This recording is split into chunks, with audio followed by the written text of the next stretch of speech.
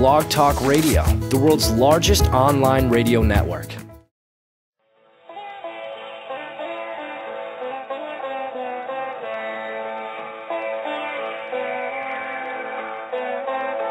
Get ready to expand your intuition, connect to God, experience deeper relationships, open your heart and feel more joy, and finally end the chaos in your life. Are you ready to get unstuck and more? You ask, how do I do it? The answer is simple. The time has come for peak spiritual fitness. It starts right now on Spirituality Bootcamp with your host, Kristen White. Hello, everyone. Thank you so much for joining me here on VividLife Radio, and this is the launch of VividLife University, and I'm your host of the show today, Kristen White, and we are rolling out a brand new program that I am so excited about, and it's called Spirituality Bootcamp, the 7 Principles of Spiritual Practice. And before we get started and dig in today, and I have such an exciting guest that I'm going to be bringing on in just a little bit, I want to bring on the founder of VividLife Radio. He's the creator of this whole concept. He hasn't been on the air for quite a while, but I thought it was really fitting to bring on Shane Travis today. So Shane, would you mind joining us? Thank you so much for the introduction, Kristen, and thank you to everyone who's joined us today for Spirituality Bootcamp and the launch of VividLife University. I'm excited that each one of you are here and glad to be offering this opportunity to you, partnered with Kristen White. Kristen White and I met about 3 years ago when she was the first radio host on VividLife Radio. Both of us have similar stories coming from an extreme struggle and me coming from depression and suicide and eventually climbing up the corporate ladder, then jumping off it and trying to find out what it is that I wanted to do with my life. And all of these 7 principles of spiritual practice have helped me get myself grounded so that I can offer you VividLife.me as well as now VividLife University and introduce you to Kristen White and the 7 principles of spiritual practice. Thank you so much, Shane. And I know that you and I have talked about the idea of VividLife University for quite some time, a little over a year, and we just felt like now was the time to bring this out to all of you and to offer it as a way for you to really dig in and learn step by step how to grow and deepen spiritually within yourself. There is a lot of energy that's going on out there. It seems definitely, I'm sure, Shane, you would agree that the world is speeding up. And without having that daily practice, we can feel like we just get swept away. Yep, there's a lot of suffering. There is a lot of challenges going on, and everything, like you just said, seems to be really, really speeding up. And and being in the spiritual business can be tough sometimes because we're putting out all the inspirational information like VividLife University, VividLife.me, VividLife Radio, and everything that you do as well, Kristen, and everything that all of our wonderful teachers do. We're always pouring out energy, positive energy out to people. And sometimes we become so engulfed with all of this, the business of spirituality and putting out the information and making sure everyone gets the information, making sure they're inspired and they have programs like this to listen to, YouTube videos to watch, affirmations that get posted daily, quotes, and so on and so forth, that we sometimes forget about ourselves and our spiritual practice. And that's why this program is not only good for those seekers, it's good for the people in the business as well as a reminder that we need to keep grounded and use the 7 principles in order to keep ourselves grounded so that we have more to put out. Absolutely, and that's why I created this concept, Spirituality Bootcamp, the 7 Principles of Spiritual Practice. And I'm going to tell you what those principles are right now. It's sacred space, and that's what we're talking about today with a very special guest who I'll introduce in just a moment. And then gratitude, forgiveness, visualization, affirmation, meditation, and, of course, prayer. And I want you to think about this as a form of basic training. You know, just like you mentioned, Shane, it's the basics, because oftentimes we get so caught up in the higher mind, the big vision, all the details that go into it that we forget the basics. And then we suddenly find ourselves over a period of time ungrounded, unhappy, confused about where to go. And often, I believe, whether you're an athlete, whether you're an artist, whether you're a musician, whether you're involved in any kind of expression, creative, spiritual, inspired, going back and anchoring in those basic principles often will take you to the next level and give you that breakthrough that you're searching for. 100%. And thank you so much for offering the 7 principles of spiritual practice for all of our listeners this evening. Thank you to all of our listeners for joining us. Enjoy your time tonight with Stephanie, and please be sure to join the last 6 of the 7 principles as well, and to invite your friends because it's going to be full of inspiration, full of tips and advice, and just full of so much valuable information from heart-centered teachers that I've collected from all around the world that are absolutely the brightest and the best in their class. So thank you so much, Kristen. Thank you, everyone, for listening, and enjoy your time with Stephanie. Yeah, thank you so much, Shane. And I do want to take this opportunity to thank you. I know that VividLife has grown tremendously over the years, thousands and thousands of listeners and shows and inspiration and teaching, and all of this has been channeled through you, the creator and the founder, Shane Travis. And so thank you for your continued commitment and inspiration and really your passion, because you have a huge passion for this. So without further ado, we are going to start talking about the concept of sacred space. And first, a little bit of background about me before I bring on our guest, Stephanie Phelps. In 2006, I found that my personal life was in chaos. And there's just a lot of different things going on, and in business and relationships, things like that. And I thought, well, gosh, if our thoughts attract our reality, what am I thinking about? Okay, so what's going on in there? And I decided at the time, and I didn't have this deep spiritual connection in that space. I was just a mom of 3 kids and, trying to figure it out. I thought, well, the only way I know to shift my mind is to start to learn how to quiet it, to learn how to meditate. And I didn't even know where to turn in the first place to start doing that. But over the course of several months, and then, it rolled out over several years, I just started getting up really early in the morning and going into a special place that I had created, and we'll call it sacred space. This is the very beginning step. And I would sit in there in the morning at 5 o'clock in the morning, and I started with some basic ohms. And then it moved on, and I started practicing gratitude and then forgiveness. And I used visualization techniques. And it wasn't from any one religion or spiritual practice or culture. It was a combination of a lot of different things. It was just whatever resonated with me at the time. And I used, again, meditation and prayer. And I started to notice over time gradually, because I did this on a regular basis, it was my habit, that things started to evolve for me. And within the course of this time, all of my intuitive channels opened up. I wrote a book, and things started to magically click into place. And things that may have seemed impossible suddenly became possible. So I just want you to understand how powerful daily spiritual practice is. It really is the cornerstone. It's the key. If you use these principles, you can incorporate whatever cultural tradition, practice, religion, whatever you'd like, but the key is to commit to that daily habit, that spiritual principle, and you will see profound differences in your life. So I'd love to take this moment to introduce who our guest is today, and this is my absolute favorite topic inside the principles, and that's sacred space. So I'm going to bring on the expert, Stephanie Phelps. She's a sought-after intuitive spiritual guide, a healer, and a teacher. She's the founder of White Horse Journeys, and her passion is to bridge heaven and earth and assist others on their path. She's created fabulous workshops. She does these wonderful, beautiful ceremonies, especially down in Arizona where she lives. She also offers personal energy sessions and sacred tours.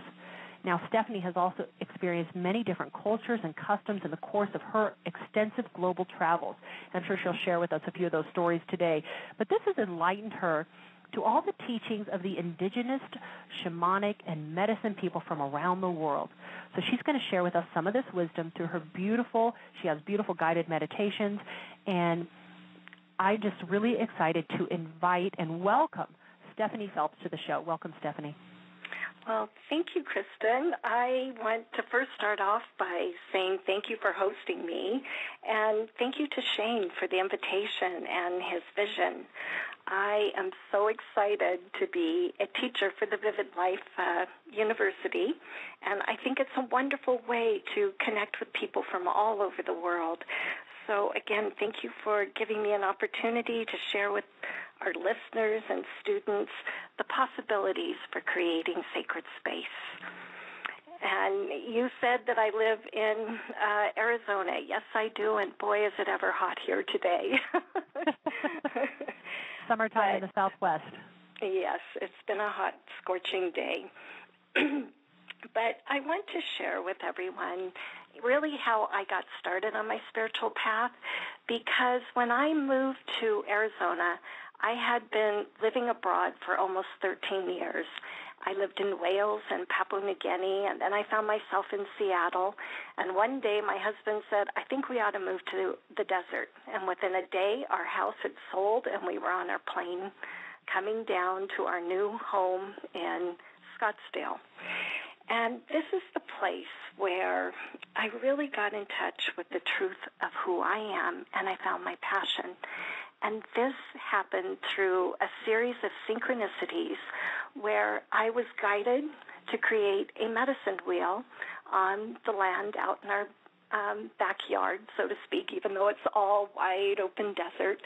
And it was through that co-creation with spirit that I learned about the art of creating sacred space.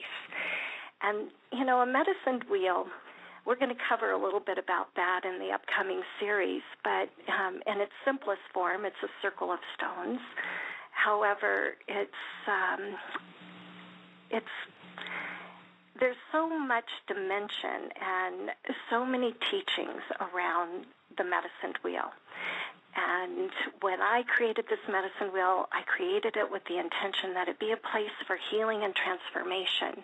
And people started coming, and it turned into this multifaceted modality that touched people in a very deep way. It connected them with the rhythms and cycles of nature, and there were so many wonderful experiences for everybody in my sacred space.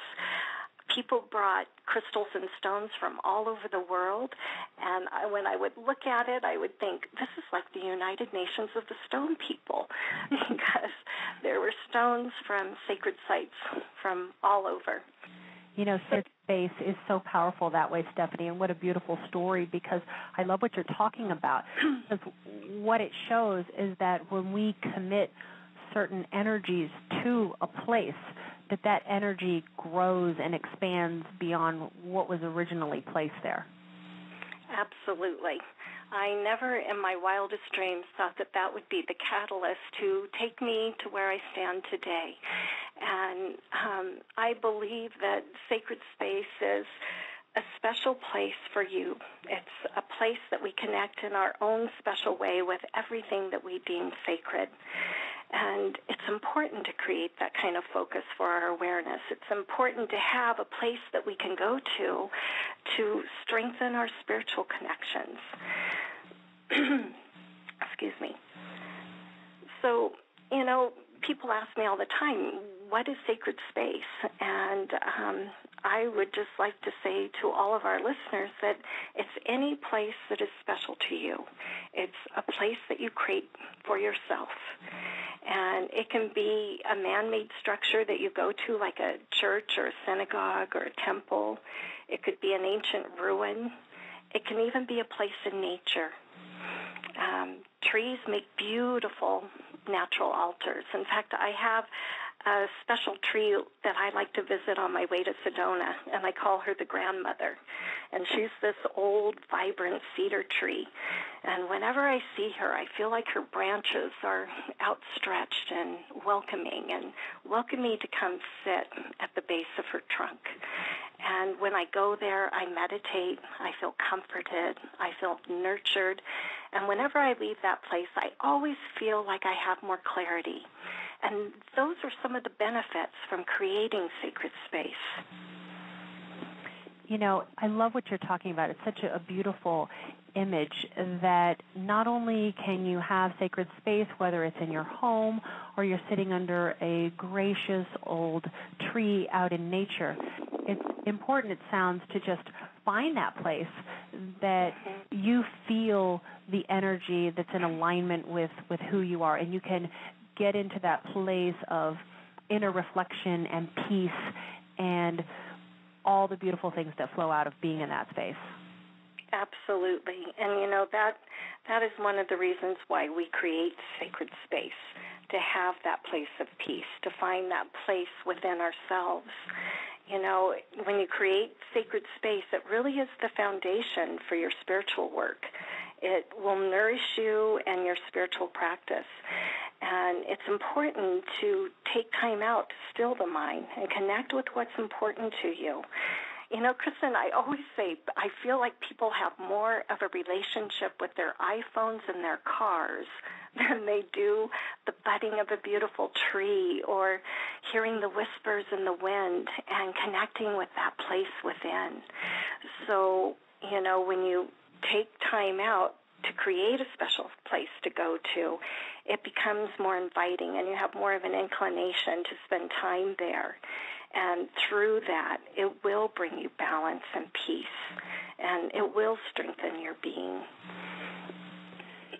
It's interesting because I think about my own experience with sacred space. And when I decided to I took over a room inside my house. And what were some of the elements that I had inside that space? So at least for myself, I had a comfortable chair that was my special chair. I wrote a book in that chair. Like, I love that chair. That chair is so worn out now. Like, everyone was like, get rid of that chair. But, it was my chair. And then inside that space, I also created an altar. And on the altar was crystals and things from nature that resonated with me, and affirmations, and just pieces of the practice that I was working on at that time. My altar was very much a living altar, and I used water and flowers and different pieces that meant something to me. Can you speak to us about what are some of the things that we can place inside our sacred space? Maybe making a medicine wheel or something that helps it feel more sacred to us. Well, you kind of touched on a lot of the things that you can do when you go to create your sacred space. I want to invite our listeners to create a special or sacred place for them over the next few weeks. And the first thing I always ask is, what are you going to use it for? Is it going to simply be a place of beauty, or do you want it for your yoga practice? And those are the things that will guide you as to what you might want to incorporate in your space. It can be as simple as carving out a little bit of space for yourself, like your bedside stand, and having a candle there. And you can have a daily practice of lighting that candle and have it be a reminder to you of your light within. And when you create sacred space, it could be an altar. And in that altar, like you said, you want to put all your special things, all the things that have significance and meaning to you, whether it's a collection of rocks or a feather. And you mentioned fresh flowers, which is one of my favorite things. Nothing makes me feel more joyful than fresh flowers. They're colorful, they're beautiful, they connect you with the living energy that flows through all life, anything that you deem special and sacred to yourself. You might create an ancestral altar and have photographs of your loved ones and your ancestors. It could be a statue of spiritual imagery like a Buddha or Kuan Yin. It's, again, the things that bring you joy, the things that have meaning to you that help you connect with your inner space and your heart. Let's face it, no one wants to do a yoga practice in a messy, crowded room. So carve out a corner in your home that's specifically for that daily practice of yoga, and make your mat your special sacred space. I think that what you're saying, or I know what you're saying, is that a lot of this is about the intention that we put inside the space that we're creating, and how do we charge that energy. And talking about the intentions that we create and when you made your medicine wheel. So please continue. Mm-hmm. Well, it's really about creating relationship and creating a relationship with the energy that you're working with. So if you come from a place of centeredness and heartfelt intention, I believe connecting with that purity within and the Great Spirit or Source, whatever you may call it, is that place that brings in that, it's kind of like an invitation to the divine. Because when we're creating sacred space, we all create our own personal bridge joining heaven and earth. And it is an invitation to the divine into our midst. And we are creating a space that is special to us, that supports our work, our spiritual practice, and how we want to move through our life, so to speak. Yeah, absolutely. And tell us a little bit about when you bridge people between heaven and earth. What does that mean? I think that it's about having your own personal relationship with Spirit and who you are and how you connect. I was having a conversation with my friend Keith the other day, and we were talking about how we set up our sacred space and we put protection into our sacred space. And we were talking about how you wouldn't just walk up to a stranger on the street and ask them to watch over you and watch over your home. You want to know what you're working with and have a relationship with that energy. And these are some of the things that I'm going to be talking about in the upcoming course and series about creating sacred space, so that I can give people a framework for creating their sacred space, and then they can add their own flavor, texture, color, and really make it their own. Another thing that I like to say, Kristen, and I use this a lot when I create ceremony for the community, which is one of my passions, is when people turn up and they want to, I always say that we consciously show up and we engage the mysteries, and that we're informing the mysteries as much as they're informing us. So the universe sings when we consciously show up and co-create. And in that place of co-creation is the place of passion. And when we find our passion, that is the place of manifestation. So whether you're manifesting a sacred space or something larger in your life, this is a wonderful place to go and connect.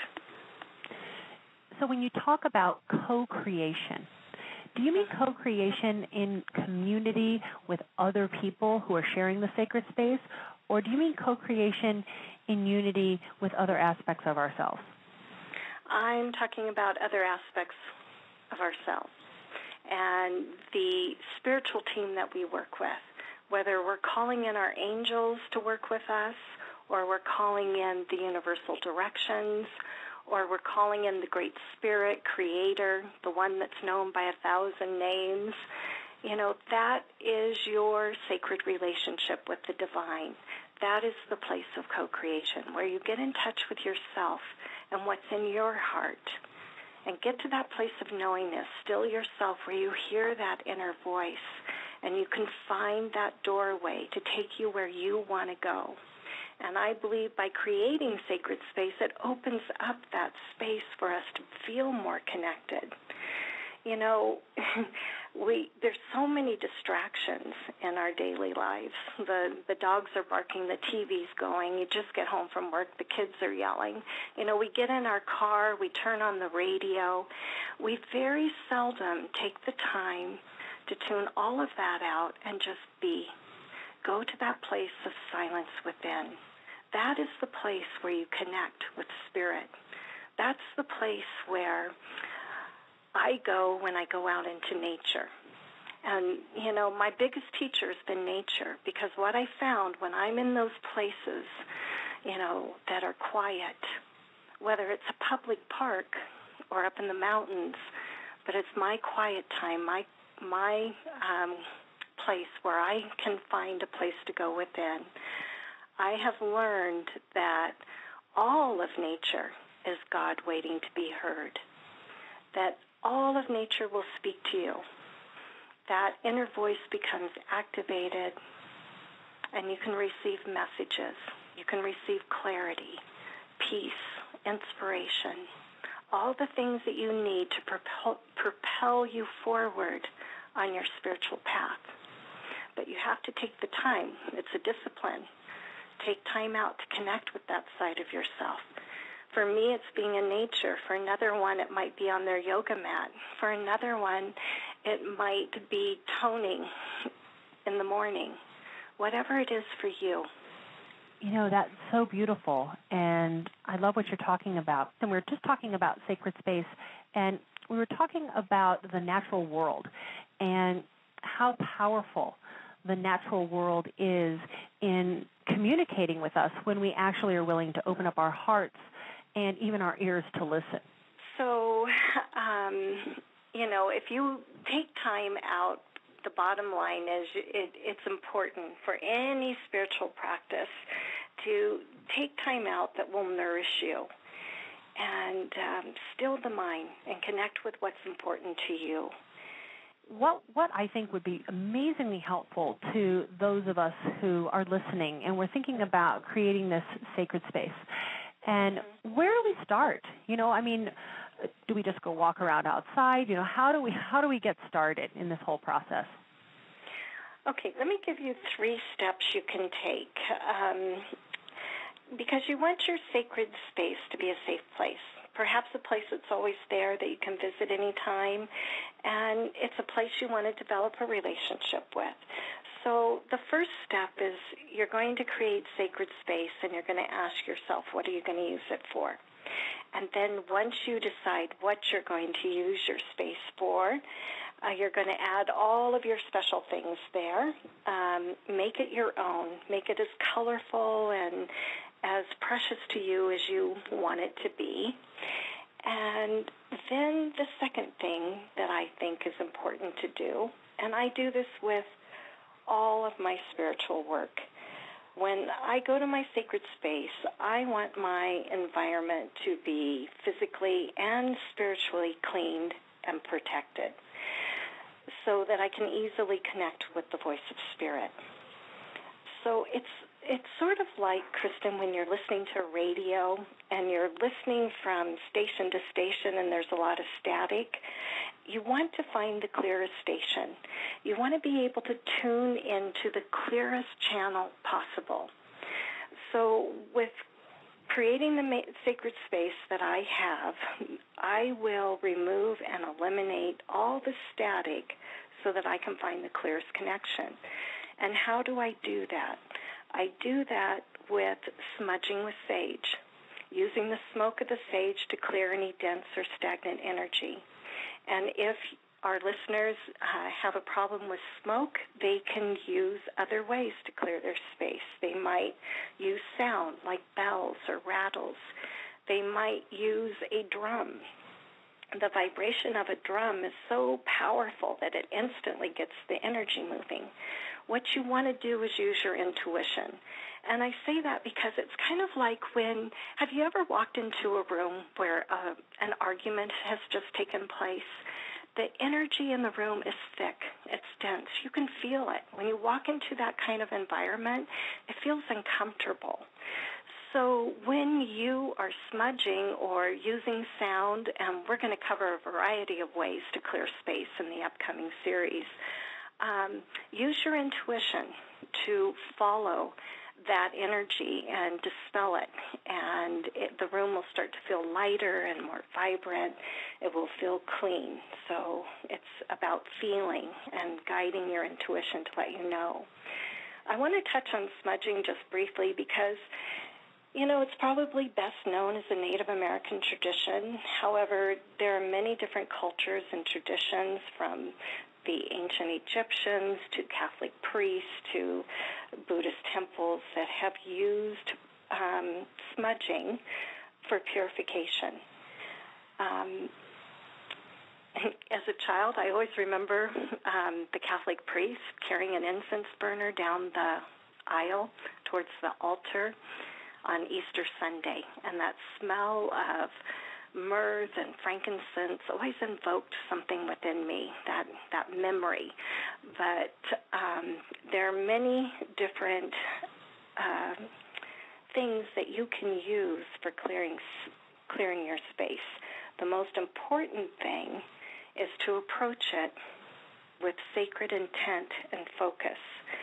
I've seen people light sticks of sage, and they start waving them around the room or waving them around people. And I've seen myself, that too. what are the thoughts behind that?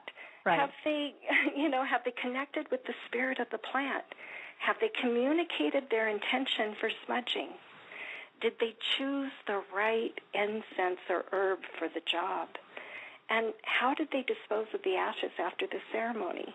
And, these are things that perhaps our listeners are familiar with, perhaps they've considered them, perhaps not.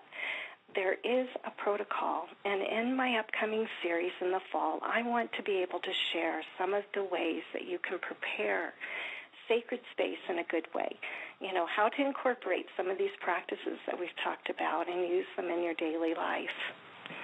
Stephanie, I want to stop you for just a second because, for all of our listeners, I want to let them know that we are going to be offering a more in-depth advanced class on this topic of the sacred space with master teacher Stephanie Phelps with White Horse Journeys. Because what's happening is, there's so many details. I mean, we're talking about, how do we cleanse the energy in a room? I know what you're talking about when you walk into a room and there's been an argument. It feels sticky. The energy feels sticky.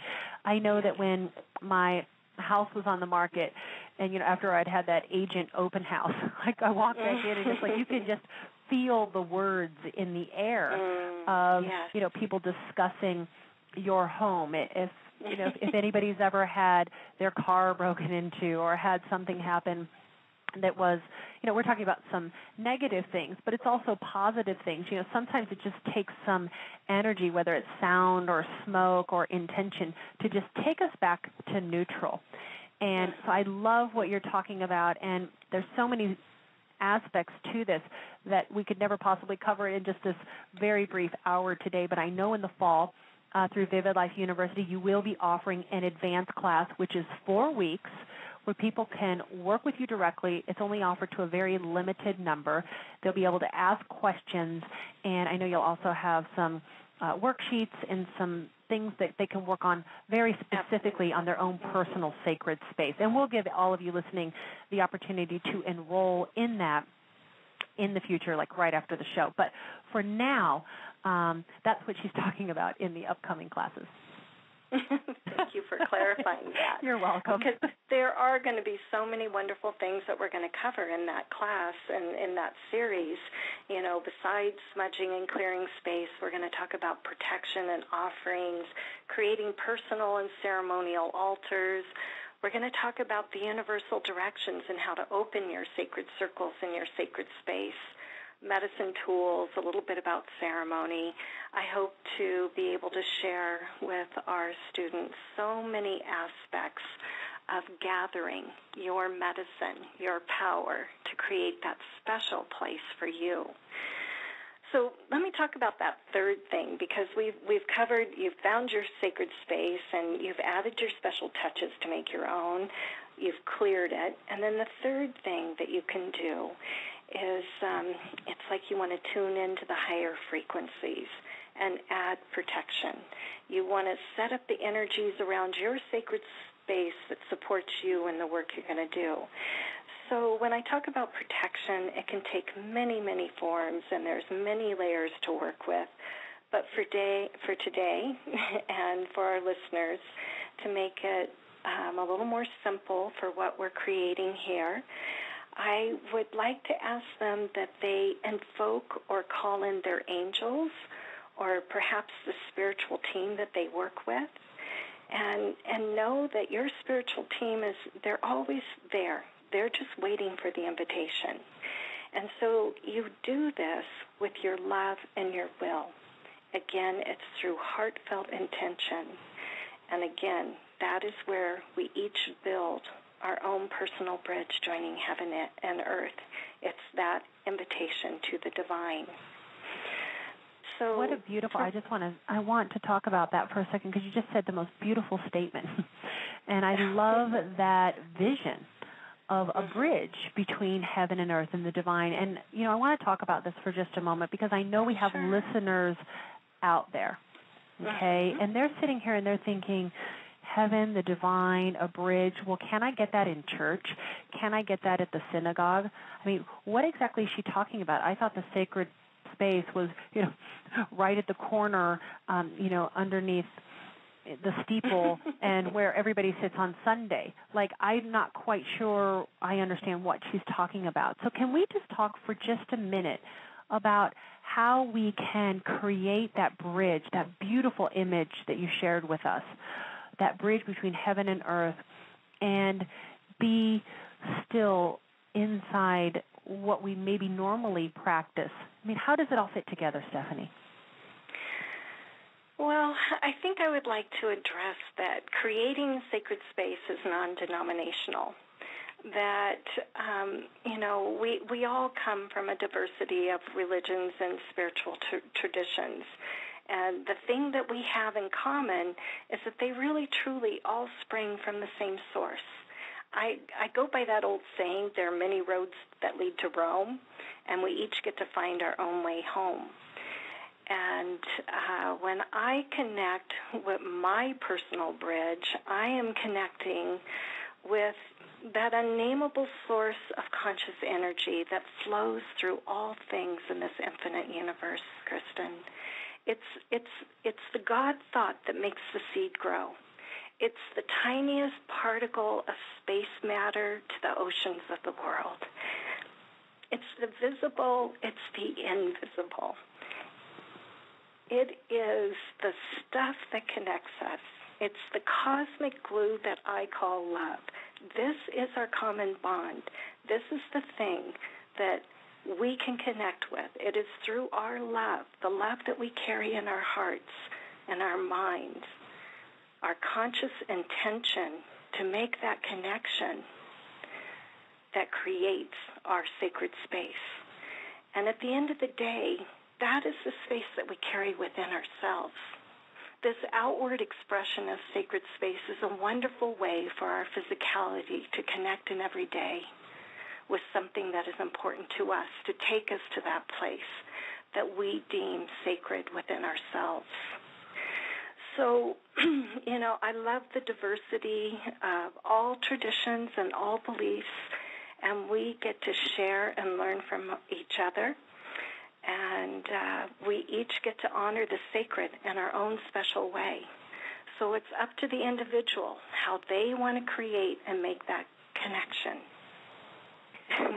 Yeah, absolutely. And, it's interesting. I mean, not everybody is one religion or one culture. We're not all Christian. We're not all Buddhist. We're not all studying the Kabbalah. We come from, I know the listeners on VividLife are from all over the world, and we have a lot of different beliefs. There's probably people on the show who believe in the nature spirits and the elemental realm and the angels and the fairies, and we can be informed by so many physical and non-physical sources. Let's just agree, right? There's so many messages that if we open ourselves to be willing to listen, who knows what exciting communications might come our way inside this sacred space. Absolutely. The veils become thin, and we get to connect with the mysteries, and that's where the magic is, and that's where the fun is. And those are the things that propel me forward on my spiritual journey. When you're in that flow and the synchronicities of every day are kind of ordinary, everyday occurrences, you know that you are closely connected with what I call heaven. Those veils become very translucent, and that's where the magic is for me. You know, I love myself. The natural world is like always speaking to me. And so I remember that I went through this phase when it was a lot about the spider, okay? And so it was like, oh, you know, and I don't love spiders, but spiders were speaking to me a lot. And I remember that I was, you know, and when that happens, I always ask, you know, the animal or the insect, I'm like, well, what are you informing me of? What is the message? And then I go inside my sacred space within and I listen. And so it's interesting because I was doing some shamanic training, and I had my inside the medicine wheel that we had created, and I had a rock that my teacher had given me. And he's like, I want you to meditate with the rock and see where it's been and what it intends for you. So I'm meditating with this rock, and I'm so excited to get it because I knew he had gotten it from South America. And I'm meditating with the rock, and it says, I want to go back. And I'm like, wait a minute, I just got you. Like, how can you want to go back? And I said, well, I'll tell you what, I'm going to put you on my nightstand overnight, and I'm going to ask you again in the morning. Because sometimes we negotiate, you know. Well, you know, that brings up something interesting, because one of the things that I hope to share in this course is that, you know, when we take things from nature, we really need to connect with it and ask permission. Right. You know, and we create a void in nature when we take things. So we're going to cover how when you... Absolutely. Do you have an invitation? When you go into these sacred sites, do you have an invitation? Have you connected with the spirits of the land to see if it's okay if you come into their domain? You know, these are all the subtle things. There's layers upon layers that we can get connected with. Right. And I bet that spider turned up for you when you were writing your book. It definitely did. And it also turned up, though, it's interesting, so I decided to take the stone back to the creek because it was on this beautiful property, and, you know, you could walk down to the creek. And so I'm walking down this path in nature, and across the entire path is this gigantic spider web with a big red spider. And I look at it and I think, wow. And so I walk around it. And I was like, okay, clearly there is, because to me spider means story. Okay, what's the story that you're weaving and creating? And, you know, for me, red, it was about, you know, it was like my root chakra, my core story. So I walked around it, and I got down to the creek, and I held onto that stone, and I thought, I'm really disappointed to throw you back because I know that you're from a special place, and you came to me from a teacher that I admire. And I tossed it back in the water, and it was interesting. I watched it kind of drift down to the bottom, and it lodged itself underneath a much larger stone. So I knew that it was safe. I knew that my history inside that stone, because I knew I was really cleansing something, was in a safe space. And as I walked back up, the entire web was gone. Oh, wow. Powerful. It just disappeared. Story. And so I thought, and I'm getting the chills of confirmation again as I tell you the story, is that, you know, when we pay attention to nature in a different aspect of our mind, when it's not so busy, when it's quiet, like what you've talked about so many times so beautifully during this show, that it will inform us of how we're doing, quite honestly. Are we doing okay? And it will show us time and time again, you know. Oh, that's a beautiful story. Thank you for sharing that with us. So tell us a little bit, because we are you know, near the end of the show. I told you it goes by so fast. And first of all, I just want to thank everyone who's joined us for this first part of Spirituality Boot Camp. Stephanie Phelps and I have been speaking about sacred space and how you can create sacred space not only inside your home or in nature, but also within yourself. Is that, Stephanie, we talked about how we can create sacred space not only inside our homes, but also out in nature and within ourselves. So tell us all just a little bit more about how we can work with you, where we can find your website, and what you'll be offering in the advanced class. My website is simply stephaniephelps.com. And also I want to invite people to connect with me through Facebook, Stephanie Phelps White Horse Journeys. It's where I post my events and my daily musings and insights, and I try to give some information that might be useful to make you think a little bit more deeply. Or sometimes it's so simple that hopefully it just can make your heart sing on the day. But I'm pretty current with my White Horse Journeys Facebook page, so I'd love for people to connect with me through there. Again, I covered some of the topics for the upcoming course in the fall, and I'm going to be focusing on the fundamentals of the hows, the whys, the whens, the wheres, but it is not just targeted for beginners. This will be a course that no matter where you are in your spiritual path, you will gain insightful and useful knowledge that you can incorporate into your daily life and your daily spiritual practice. Thank you so much for that, Stephanie. And I do think that when we return to even what we consider the basics, when we are willing to be a beginner again, oftentimes we find some new inspiration for ourselves. Yeah, there are layers upon layers, and we can always keep ourselves open for learning and growth. That's one of the things I love to do, bring people together for learning and growth and laughter. That's what makes my heart sing. And speaking of that, something that really makes my heart sing is I'm going to be taking 10 people to Sedona on a 3-day spiritual retreat. And I'm going to be posting the details on my website. They're already up, actually, and also on my Facebook page. But it will be it's a small, intimate group of only 10 people, so people will pretty much have access to me every day to get all their questions answered. And I like to share this tour. I do it once a year. It's always very successful. We connect with Earth Wisdom teachings, the stone people, rock art sites and Native American ruins, vortexes in Sedona. And it's just an inspiring, wonderful time. So check that out, too. Absolutely. And to any of you listening, I just adore Sedona. I have had some powerful personal experiences in there among the red rocks. And if you haven't been there to visit, Stephanie, you sound like you're offering just a beautiful invitation for people to join you inside the sacred space that you create. And what might be some of the things that people could possibly expect to experience while they're there? Well, we will be doing fire ceremony, sweat lodge ceremony with a Native American medicine man, excuse me, connecting with the vortex sites. We go up into a birthing cave, and I don't want to give too many details away for that because I like to have a little bit of mystery to make it more magical and fun. Yeah. But every day, we have Dr. Emoto to thank for Messages in the Water. I'm sure our listeners are probably familiar with his work. And he put on the map that water has consciousness.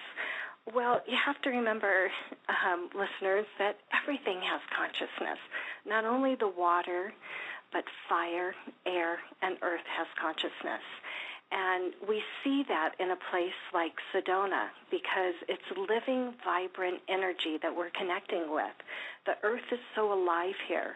We're lucky to have a sacred site like Sedona right in our own backyard. People go all the way to Machu Picchu and Stonehenge, and I'll tell you, there's much magic and mystery in Sedona as there are some of these other well-known sacred sites around the world. So my job is to connect people with that energy. I know that Sedona is at the base of a 260 million-year-old ocean. So all of Sedona used to be underwater. And you raised such an important point that sometimes when we feel in our lives that we have been heading down a certain path or in a particular direction, that what we might need the most is to have a little interruption in that path, to hit the reset button. And it sounds like what you're inviting our listeners to is an opportunity to hit the reset button. And thank you so much for that beautiful invitation. Well, I love the reset button analogy. So we'll be doing stargazing and drumming circles as well. It's a wonderful time, and I'd love to have any of our listeners join me. So, Stephanie, share with us one more time, what is your website? StephaniePhelps.com. Perfect. And to all of you listening, whether you're here with us live or through the rebroadcast, which will be made available for the next week until our show, which is going to be coming up next week, we're going to be covering gratitude with our guest teacher, Sharon Quirt. And this is a wonderful topic, and I will tell you, a very powerful transformational tool for moving your life and your business and your relationships forward is that practice of gratitude. And I know I practiced it often inside my sacred space as part of my everyday practice. Now, Stephanie is going to be offering in the fall, she'll be one of our professors at VividLife University, and she'll be offering an advanced class, which will run for 4 weeks. And we will be sending you out a link via email along with a replay after the show so that you can register for her Sacred Space class. And Stephanie, I understand that you will be allowing people to call you in and taking some callers and also have some supporting worksheets and, just tools that people can use inside the class? Yes, absolutely. There will be some worksheets and practical things that we'll get to experience and do, and we'll have kind of a talking circle. Exciting. Where we'll come together and we'll be able to share our experiences and how we are creating sacred space. So it should cover, all the questions anyone has and take it even deeper. Wonderful, wonderful. So Stephanie Phelps, thank you so much for being us. You're the founder of White Horse Journeys. Your class sounds amazing, and that retreat, beautiful. What a wonderful opportunity. So to all of you, you've been listening to Spirituality Boot Camp, and I'm your host, Kristen White, and I'm really excited to meet with you next week as we take the next principle of spiritual practice of gratitude. So until then, have a wonderful night. Blog Talk Radio, where millions of hosts and listeners gather.